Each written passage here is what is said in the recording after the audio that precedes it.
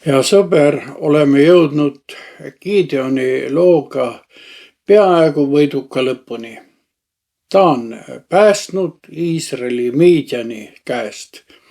Ja meile öeldakse, et Iisraeli mehed tulid Gideoni juurde ja ütlesid, valitse meie üle nii hästi sina kui su poeg ja su pojapoeg, sest sa oled meid päästnud Midiani käest.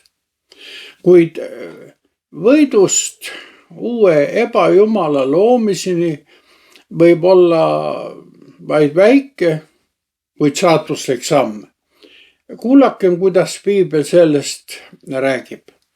Ja Iisraeli mehed ütlesid Gideonile, valitse meie üle nii hästi sina kui su poeg ja su pojapoeg, sest sa oled meid päästnud Midiani käest. Aga Gideon vastas neile, ei valitse mina teie üle ega valitse mu poeg teie üle, issand valitseb teie üle. Ja Gideon ütles neile, ühte ma palun teilt, iga mees andku mulle oma saagiks saadud ninarõngas. Neil oli olnud kuldninarõngad, sest nad olid ismaeliidid. Nad vastasid, me anname hea meelega ja nad laotsid laiali ühe mantli ning igaüks viskas sinna ninarõnga oma saagist.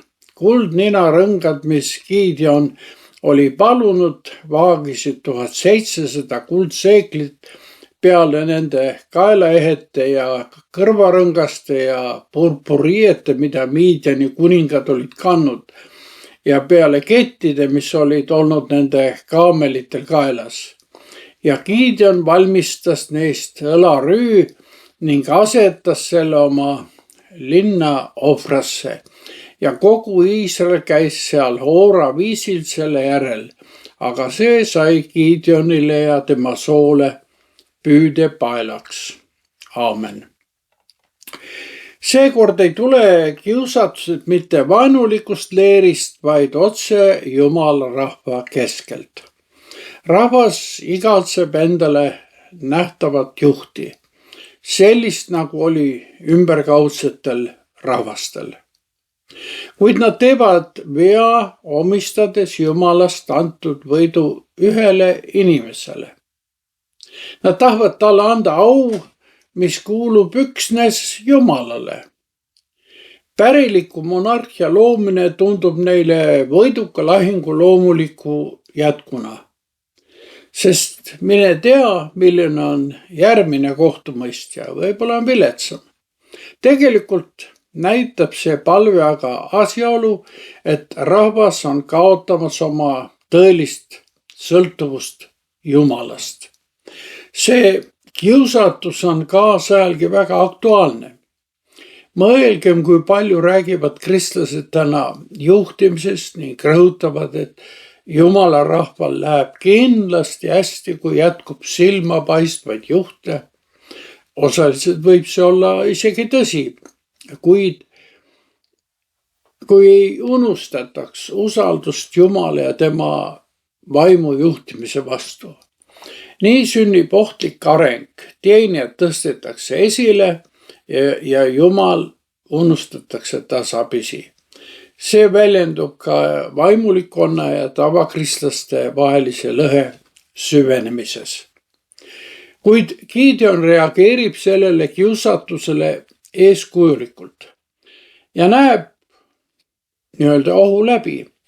Ta vastab neile, ei valitse mina teie üle ega valitse mu poeg teie üle, issand valitseb teie üle.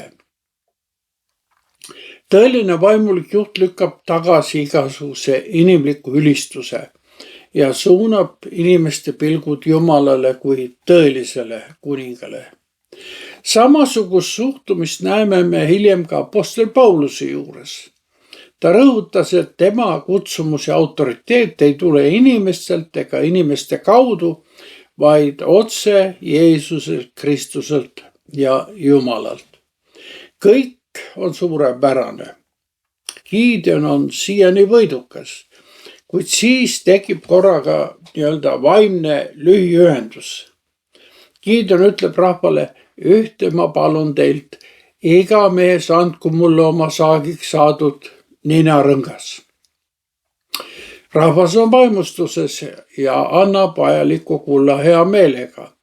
Nad laotavad mantli maha ja viskavad sinna peale uskumatult suure varanduse.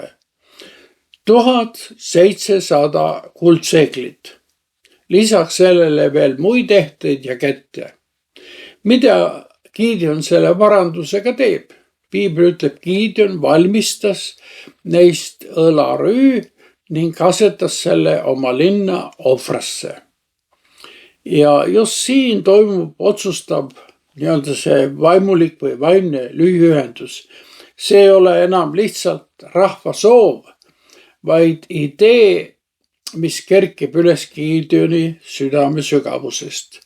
Gideon oli andnud küll eeskujuliku vastuse võimu küsimuses, kui ta ütles, issand valitseb teie üle, kuid varjatud ego otsis siiski mingit kompensatsiooni ja nii sündis kuldse õlarüü mõte. Õlarüü ehk efood oli ülempreestri riietuse osa, mis oli seotud tema preestri ametiga. Gideon loobub niisiis küll kuningavõimust, kuid püüdleb ülempreestri autoriteediga seotud atribuutika poole. Miks? Ilmselt pidi see õlarüü kujunema hiilgava võidu mälestusmärgiks, kuid tasub hetkeks küsida, kas meie elus on samasuguseid asju? Me loome mälestusmärke võitudest ja räägime edulugudest, mida Jumal on meie elus teinud, aga me peidame tihti seejuures oma au, issanda au sildi alla. Tegelikult tahame näidata isiklikke trofeesid, et tõestada, kui imelised tööriistad me Jumala käes oleme olnud. Ja sellised asjad saavadki meile püüdepaldeks. Eriline detail selles loos on, et Gideon lasi selle õlarüü ohvrasse, oma linna üles panna. Just siin oli ta varem maha kiskunud Baali altari. Nüüd püstitas ta siia uue mälestusmärgi, mis pidi sümboliseerima küll elava Jumala väge, kuid tegelik tagajärg oli üsna sarnane varasemale ebajumala teenimisele, mis siin oli toimunud. Nii kujunes see õlarüü omamoodi vaimulikuks Trooja hobuseks või püüdevaelaks, nagu siin on öeldud. Piibel ütleb, ja kogu Iisrael käis seal Oora viisil selle järel, aga see sai Gideonile ja tema soole püüdevaelaks. Inimesed hakkasid seda õlarüüd kummardama. Neile tundus, et selle läbi saavad nad kuidagi Jumalale lähemale, kuna see õlarüü polnud aga tegelikult kuidagi seotud tõelise ülempreestriga, siis kujunes sellest lihtsalt religioosse kultuse objekt. Järeldus võiks olla, kõikjal, kus vorm asendab sisu, seda osadust üles tõusnud Kristusega muutub varem või hiljem selline teenimise viis ebajumala teenistuseks. Mõtle oma isiklikule ohvrale, paigale, kus sa kord Baali altarit maha kiskusid. Äkki oled sina ehitanud täna oma isikliku õlarüü kultuse üles. Vorm on uus, aga mürk on sama. See juhtub ikka jälle, kui laseme end juhtida religioossetest tunnetest, mitte aga Jumala sõna õpetusest. Selle loo lõpp on valus ja väga isiklik. See lühiühendus, millest kuulsime, polnud üksnes Gideoni komistus, vaid see kiskus terve tema pere ebajumala teenistusse. Mida me võiksime siis Gideoni loost õppida? Esiteks, tõeline võit kuulub alati issandale. Ärge tehke endale inimestest, isegi kõige andekamatest kuidagi ebajumalaid. Ja teiseks palugem Jumalalt tarkust, et me ei hakkaks endale looma vaimseid mälestusmärke ja religioosseid vorme, mis märkamatult asendavad elava suhte Jeesuse Kristusega.